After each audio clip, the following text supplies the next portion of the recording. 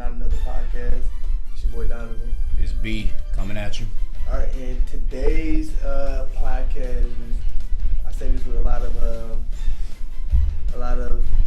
hurt on my heart. My heart is heavy after Game 3 of the Warriors and Blazers series. And the crazy thing is, the Warriors without KD, don't know if Kevin Durant's going to leave, don't know what's going to happen, but I think this series shows how fun the NBA could be. But to get down to what happened, of course, Portland lost yesterday, 99-110, and it was a disappointing outing in the second half by Portland. I have to give all props to Steve Curry. Steve Curry, this series they have Dame and CJ just locked up. It's crazy how much they have them locked up. They're blitzing every ball screen. They're doubling every drive. They're having the man somewhere. They're making those other guys try to beat them in. Granted, those other guys aren't shooting terrible, at least not the other starters. Myers Leonard came in today with 16 big points. Alfred Camino only played 12 minutes and gave you 2 points, but he only took 2 shots. And Mo Harkless only gave you 6 points as a starter, but he only took 5 shots. Dame and CJ shot 38 shots combined, and they were combined 12 of 38. But it shows that the Warriors are beatable. This is the second game in a row where they held a double-digit lead at halftime. In the third quarter, they completely fell apart. Game 2, they kind of fell apart in the third quarter. It was a back-and-forth game in the fourth quarter. It was one of those, this can go either way. But Game 3, it was like, once Golden State got that lead, you knew it was over. Even when it went up by 2 points, you knew the game was over. And I don't know what it was by Dame today. He looked kind of out of it with 6 assists. I mean, 6 assists and 5 turnovers. I think he's really getting frustrated with the amount of defenders they're throwing at him. They're being rough with him. They're shaking him up a little bit. He's not getting the foul calls that he probably should get sometimes. And Game 3 was a definite disappointment for him. I don't know where Portland does going forward. I don't know what adjustment they need to make, but I think there should be probably 3 guards on the court at all times for Portland. I don't think Golden State can really take advantage of the mismatch of size. They don't really have a true big on the floor ever. So you put 3 guards on the floor to spell Dame and CJ of playmaking decisions. I don't know what you think. What you see? Yeah, just got a quote coming in just a couple minutes ago from Twitter. Live quote courtesy of Rachel Nichols of ESPN. Terry Stotts, head coach of the Blazers, is quoted as saying 33 points is not going to do it. Obviously referring to the second half total scoring output of his Portland Trail Blazers. And after an explosive first half, put up 66 points, 29 in the first, 37 in the second. Golden State really just locked down on Portland. And the thing, Donovan, you touched on it. You said this Golden State team isn't unbeatable when they're playing without KD. I would agree with that. But the difference is that you can't get away against this team playing 2 quarters, 3 quarters, even 3.5 quarters. You got to play 4 full quarters, 48 minutes, sometimes even more if you're looking at an overtime session against this Golden State team. We saw it in the Houston series. We saw it in the Clippers series. There were situations where both teams had opportunities, surprisingly, especially when you talk about the Houston series, considering that's when KD went down, and most experts did seem to think that Houston was going to knock them off, but it didn't happen. And that's because against this team, once again, Game 2, Portland blows a 17-point lead in the third quarter. Tonight, 16-point lead in the third quarter. And this is in front of your home crowd, so the whole, excuses of, you're playing in a tough environment, that all just goes out the window. And in my opinion, people are going to look at Dame and blame him. And, there's no other way to put it. He did have a poor performance. We can talk about 5 turnovers, a minus 23 for his team in the plus-minus box score, worst of any Portland Trailblazer. But as you pointed out, Donovan, I think the credit goes to Steve Kerr on this. And the Golden State defenders. They blitzed, they trapped, they just frustrated him, and even when he did have good looks, I think the fatigue really set in. You saw him drive into the basket, shooting layups that he would make in his sleep, and he's getting all glass, not even hitting rim. I mean, he's just. So I got a question for you. Do you think that Steve Kerr borrowed this game plan from his older assistant coach, Alvin Gentry? Because if you look at that Pelican series last year, they did the same exact thing almost with Drew Holiday and Rondo being a pest. Like, do you think Kerr deserves more credit? Do you think Kerr was the one that planted that idea in Gentry's head and Gentry just took it to New Orleans with him? Or do you think Steve Kerr said, you know what, let me look at this series, let me look at this series last year and see how they got swept? Because going into that series, they were a 3 seed. And they get swept by a 6 seed, who in return, I believe, got swept the very next round. I don't think they won a game. They might have won one. I think Steve Kerr used that series, and I think this just shows Portland's need for a third playmaker. Most teams have them. Most good teams have them. And I think Portland needs that, or someone that can come in and get a bucket for them. I don't know what it is. I don't know what Portland does going forward. Like I said, to me, the 3-guard set would probably be their best option. So I don't know if that's Spelling, Alfred Camino to the bench and play 12 minutes. He's pretty much been non-existent in this series. And when I look at it, I feel as though there should be more plays drawn up for Seth Curry. Because apart from Dame and CJ, I think their most reliable outside shooter. Tonight, only 6 shots. He did play 30 minutes, but that shows me that he wasn't getting enough looks. Now, I don't know if that's on Terry Stotts. I don't know if that's just a credit to the Golden State defense once again. But at the end of the day, you know, players play, coaches coach. And Dame going 5 of 18. CJ going 7 of 20 and missing 5 free throws. I mean, I think that was honestly one of the biggest differences of the game. Because keep in mind, while Golden State did win this ball game by 11, it was there was a point in the game with, I want to say, about 7 or so minutes left. CJ gets fouled on a 3-point attempt, has a chance to tie it up, makes the first, misses the next 2, and then Golden State comes down for 2 quick scores. I think Draymond Green or Kevon Looney had a layup, and then Quinn Cook had a little fadeaway in the corner, and that put it up by 6. And you could just feel all the air just get let out of the building, because at first they were sort of keeping it close. Even Golden State did go on that little run. They never really pulled up by more than 3. It was still a 1-possession game. So as a crowd, you know, hey, just one more shot, we get back into it. But once you fall down by 6, it's just the whole attitude, I think, of that entire arena.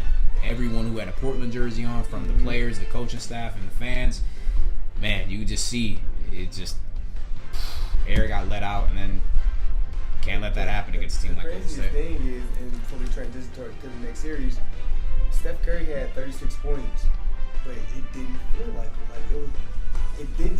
He wasn't hitting those. Let me take the life out of you shots. It was like he did late in the fourth, but at that point you knew the game was over. Yeah, at that point the game was already over. Like it was an 8-point once game. Golden State got the lead, it was like, yeah, we're gonna win this game, because Portland was giving you nothing offensively. They were giving you absolute zero offensively. Like their offensive effort in the second half was terrible. But to me, so far this series, Draymond Green has been the MVP. Took the words right out of me. Offensively, defensively, he's been making plays for Clay and Steph and Kevon Looney and Jordan Bell. Everyone. And Kevon Looney, Hakeem Olajuwon. But yeah, I mean, my sentiments exactly. Draymond Green, again, sensational performance. 20 points, 13 boards, 12 assists, 4 steals, 1 block, 6 of 12 from the field. And how about this? 8 for 9 from the line. Stepped it up, made all of his free throws, only 2 turnovers. I mean, you know, I think at times, especially when KD was out there, this is a man that gets overlooked time and time again by this Golden State team. You know, we make fun of him for having the backpack jump shot and the antics, and we call him donkey and say he'll argue with the refs even if he stabs a dude in the back. But at the end of the day, man, this guy means a whole lot to that team on both sides of the floor. And there was one play, if you were watching the game as closely as I was, there was one play that really stuck with me about Draymond's impact on the game. And it was Jordan Bell in the game, you know, sort of, or was it Bell? Or was it what happened? I think it was Jordan Bell. Let me double check this real really quick because it's important to my point. Let me see if this will load. It was Jordan. And Jordan Bell had a breakaway dunk. He missed a dunk? It's a 6-point game, yes. Breakaway dunk. Not an issue with defense or anything like that. He had a breakaway dunk. Wow, stupid pop-up just came up on the ESPN. That's terrible. But anyway, Jordan Bell has a breakaway dunk. Excuse me again. And blows it. And at this point, it's a 6-point deficit. And what does Draymond Green say immediately after? He said we all miss shots. We all miss shots. He missed a shot. Nobody's perfect. And it's so easy, I think, at that point where the Kobe's of the world, you know, would, and no disrespect to the Black Mamba, but we all know what a guy like him, and, you know, right, was still a pretty good team leader, but what would he do and shit like that? He ripping you to shreds, you idiot, this, that, and the third. The crazy thing about that is, and to your point, I want to say 2 possessions later, Draymond Green found Jordan Bell cutting to the hole, got him the dunk, dishing the ball, and he got a 2-handed dunk. And it's things like that. It's not like Jordan Bell having 100% confidence is going to make or break the Warriors. Not at all. Likely it won't. But the fact that you have a guy like that in your locker room, the fact that you have a guy like that who's willing to sit down with a player, talk to a player in a game, in a heated game, you're in the conference finals. I think that speaks volume to his character. But so I think we were both wrong about this series so far and the way it's playing out. Were. I didn't want to get into that. But this next series, I think my team is having the upper hand, and your team is not looking too good. Hey, it's not over yet. It's not over yet. Toronto and Milwaukee. And before the series started, I said Bucks in 6. You did. But the way it's looking, it's going to look like Bucks in 5 with a gentleman's sweep. So I got Bucks winning game 1, 2, and 3, and Toronto winning 4 somehow, and then Bucks winning 5. Don't know about that one, Chief. When I saw Kyle Lowry go out there and give you 30 points in game 1, I think he had 10 rebounds as well, and you lose that game, you find a way to lose that game after you were in control probably about, let me see, it's 48 minutes in the game. You had control of the game for about 41 minutes. 41, 42, that's his, yeah. And once I saw Milwaukee find a way to win that game, I knew it was going to be bad. Like, I knew it was going to be really bad going forward. Because I think that was the punch. Like, Toronto gave Milwaukee a sucker punch. And they expected them to be knocked out. They expected them to fold. And they got back up. And they kept fighting. And they clawed their way back. And they won that game. And they showed it. And that same energy spilled over to game 2. If you look at game 2, Kawhi, of course, he's going to give you what he's going to give you. 38 points, 2. 8 rebounds, 2 assists. You don't expect him to be a playmaker. He's going to give you that. Mm-hmm. He didn't shoot great from 3, but he only shot 4 of them. 1 of 4. 10 to 10 from free throw. Shooting 55% from the field. Like, that's phenomenal. But then you look at Kyle Lowry, and it's exactly what I've been saying all playoff. He hasn't been. No one on this team outside of Kawhi has been consistent. Remotely consistent. You got. I'm gonna run down the starters outside of Kawhi. You got Kyle Lowry, 4 of 13, 30% from the field. Pascal Siakam, 4 of 9, 44% from the field. Danny Green, 2 of 6, 33% from the field. So you're gonna have to pass me the mic after you finish up this next guy because bro, I got a rant. I got a rant. 11% from the field. Let me take this over. Marc Gasol, what is wrong with you, bro? Okay, this is my thing, bro. Look, I'm not a Raptors fan. Okay, I kind of root for Toronto teams in a sense. We're not biased here at Not Another Damn Podcast. Y'all know that, unless, of course, we're talking about the hometown teams, our Detroit sports. But I do have mad love for Toronto, our neighbors from the north. Shouts out to all y'all. I'm wishing you the best of luck in your next 2 home games. But, man, I hope y'all are on Marc Gasol, okay? Because this guy has just been absolute human garbage in all caps. 1 of 9, hasn't played any defense all series, didn't really play any defense last series, allowed whoever it was he was guarding, whether it's Mirotic, people were just busting threes on him.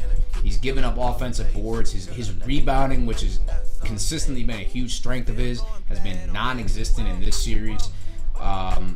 Let's take a look at his postseason numbers. Marc Gasol hasn't been playing like Marc Gasol in the postseason. 8 points, 6 rebounds, shooting 39.8% from the field. Oh, is that Marc Gasol or Corliss Williams? Hey, bro. Hey, chill out, bro. Chill. Scoreless, bro. He was the truth, man. Shouts out to Scoreless, I bro. think I probably know that name too often. Corliss Williams. Only real fans know about Scoreless. Y'all young bucks don't even know about him. Bro, he was good for us. Yeah, he was alright. He was good. In 04, he averaged like 10 a game off the bench, which back then was like 40 a game. I remember when the Pistons gave him the championship ring next year, because he wasn't on our team next year. He left him. That's right. I don't know if he traded him or he left free agent. Free agent. Half the team left. Mehmet Okur, Mike James. The only one we really kept was Lindsey Hunter. And Eldon Campbell left too, but we wound up getting him back via trade. Antonio McDyess came in next year. Yeah. Thought he was about to win a ring, and man. Rasheed Wallace, you know what? We're not gonna get into that. We're gonna say that for another podcast. Actually, yeah, man. We definitely sports moments in history that. Man. Stay tuned. That was the worst Father's Day of my life, man. But no, back to your point on Marc Gasol. I don't know what his issue has been, but to me, I think Nick Nurse needs to pull the plug on him, take him out the starting lineup. I would. Yeah. I would. Like Terry Stotts today. Granted, Portland lost. But he inserted Myers Leonard into the starting lineup, and Myers Leonard had a he gave him a huge boost. 16 points, that's a great game. And Enes Kanter was still pretty productive off the bench. I mean, because here's the thing: as a fellow Muslim, I know Ramadan can be quite taxing. Like I said in our first podcast, our first Psalm podcast, where we included our recaps of the first 2 rounds, our MVPs of the first 2 rounds, and our predictions for this conference final series, which honestly I wish we didn't record at this point. Well, at least I wish we didn't record both of mine. Right. One of yours might be right at least, but we will be including a link to that podcast down below so y'all can check that out and give us y'all thoughts on that. But really quick, Kanter coming off the bench, 7 points, 5 boards, and only 7 minutes. Again, Ramadan could be having a slight effect on him. Ramadan Mubarak to all my Muslim brothers and sisters around the world. But yeah, it's obviously been difficult for him knowing that he can't hydrate up until like around the 4th quarter, because the game tonight would have started 6 p.m. Local time there, and I checked the sunset was at 8 p.m. approximately in Portland, so not until 2 hours after game time. But still, hats off, I think, to Terry Stotts. He made a good decision. Myers Leonard was huge for them. Without him, this might have been a 30-point game. Yeah, I mean, without Myers, but we don't want to harp too much on the last series. I think if you look at this Milwaukee and Toronto series, you see, at least in my eyes, why I feel like Milwaukee is the most complete team in the NBA. So outside of Kawhi had 31 points. 3 of the bench players double figures on Milwaukee were in double figures, and they had more points than the other 3 starters. The other 4 starters on Toronto. You got Malcolm Brogdon with 14 points. You got George Hill with 13 points. And you got Irsai Ilyasova, former Piston, 17 points. Another former Piston, tearing it up in the postseason. Not even that. But I don't know if this is for all you analytical people, all you analytics people. He was a plus 22, which was the best for everyone on Milwaukee. And he only played 21 minutes. So basically, for anyone that doesn't understand the stat, that means while he was in the game, the team was leading by 22 points. Yeah. So Milwaukee outscored their opponent by 22 points when he was in the game was 22 points. He was plus 22, and that's insane to have off your bench. Like they didn't need Brook Lopez to go off the game from 3-point range. Like they didn't need Eric Bledsoe to score 15, 20 points. They didn't need Chris Middleton to score 15, 20 points. Somehow they got 30 out of Giannis, 12 out of Chris Middleton, and 15 out of Mirotic. And still won by double figures. And how about this? And the whole game was double figures. So. Well, really quick, I want to point out what I was going to say. This is one stat, and it's really quick. 27 assists as a team, 7 turnovers. Yeah, 7 turnovers. That's just flawless protection of the basketball. And Giannis had 4 of them.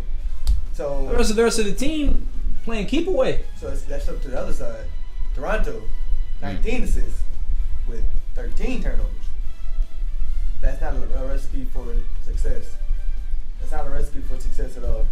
Right. But, so I guess the question is, and You can let me lead off, or you can answer it right away.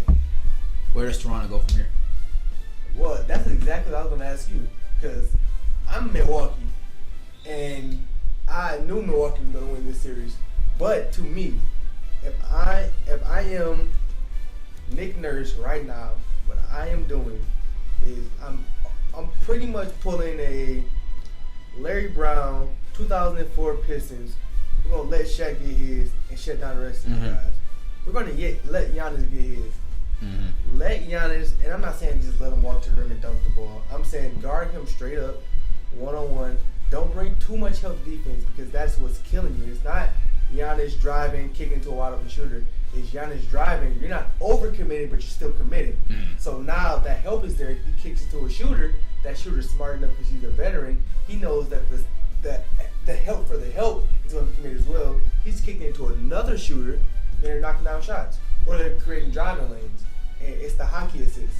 So Giannis may not be the person that gets the assist, but what he's doing is he's setting up the whole offense. He'll drive, kick it to Bledsoe, and Danny Green or Kyle Lowry, who's guarding Bledsoe, is going to commit to the drive. So now when Bledsoe gets the ball, he can either shoot the ball, he can pass the ball. The offense is more free-flowing. So if I'm Milwaukee, if I'm Toronto, what I'm doing is, hey, Kawhi, I know you've been killing it offensively. They can't stop you. But we need you to shut down this guy, or at least to take him as your assignment. At least make him work. Make him work, and we're going to shut down everyone on the perimeter. But it's going to be you and Giannis 1-on-1. And if he gets in foul trouble, put Pascal Siakam on him. And I'm not saying that he's a great defender. He's going to lock him up, but he has length. He has athleticism. He can at least slow him down to where those other guys can't get going. And then in the fourth quarter, you can switch your game plan a little bit.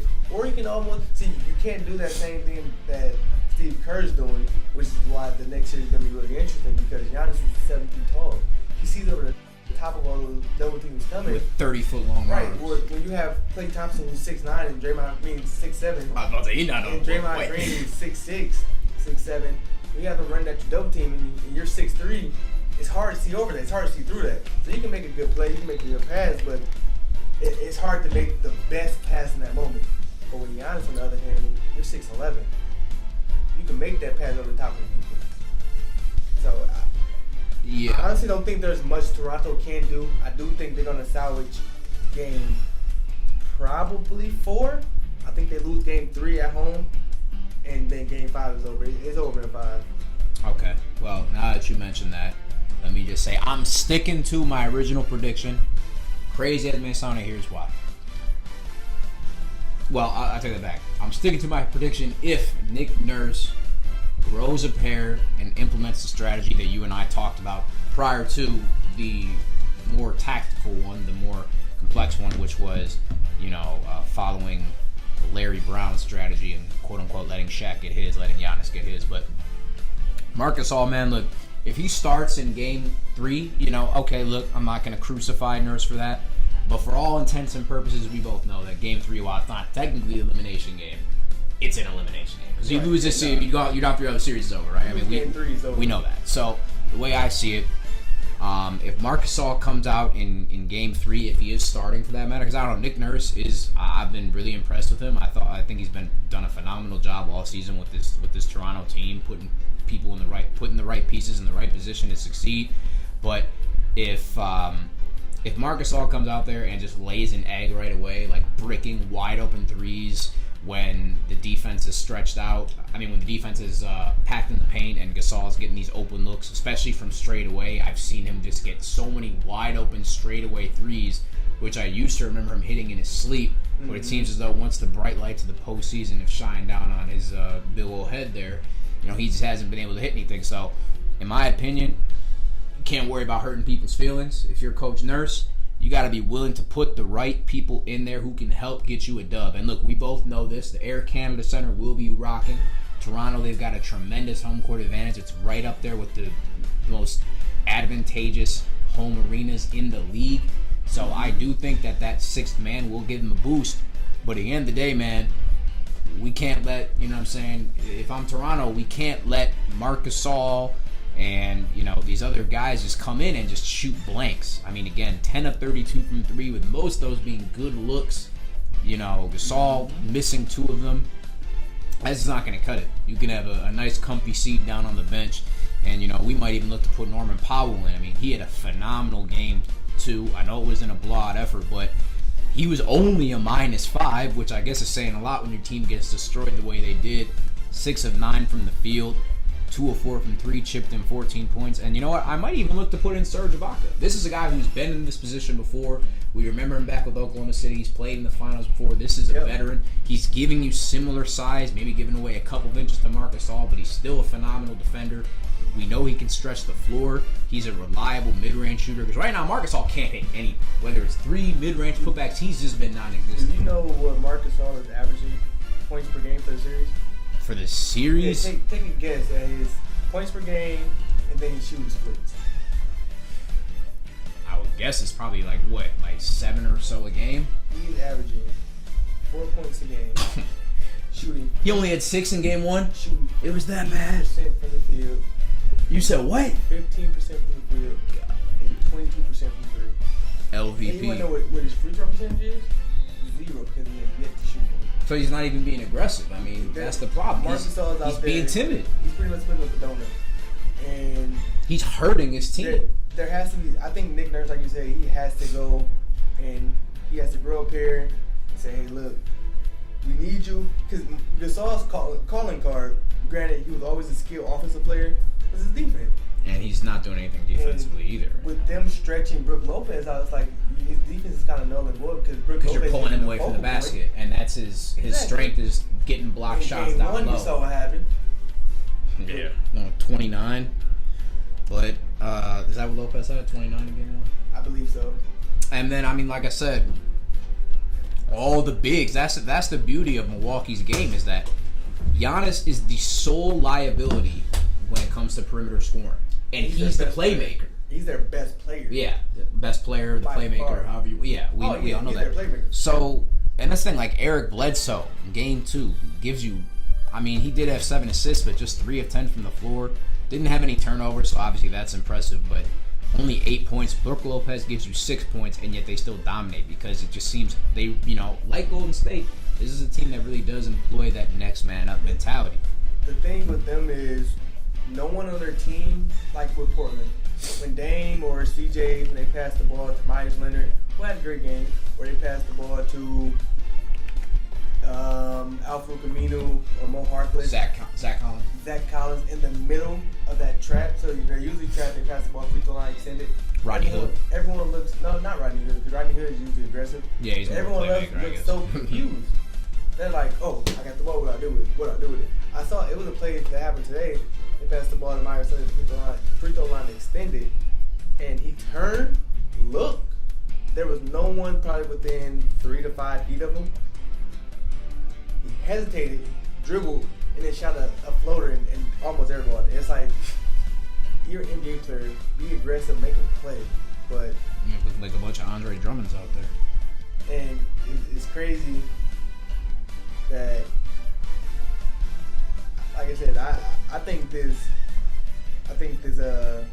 Bucks team, I think they're the best team left. And if KD doesn't play, I think Bucks win the championship. And I think they win if KD does play. Like this, if KD doesn't play, it's gonna be over in 5. Right. But thanks everybody for tuning in. Thank you I'm so Donovan. much. This is B. We're coming at you live from Detroit, Michigan. Once again, signing out. Thank you all. Ed, like, subscribe, leave your comments, call us names if you want to. Whatever you want to call us. Let us know if you agree or disagree, and why don't you go ahead and let them know where to follow you. You can follow me on Twitter at one time for the city, the number 1. Everything else is spelled out. And you can follow me on Instagram, big_D_more. Big D More. You can follow me on Twitter at ThatKidZaza. You can follow me on Instagram at LevanteenComrade. That's LevantineComrade.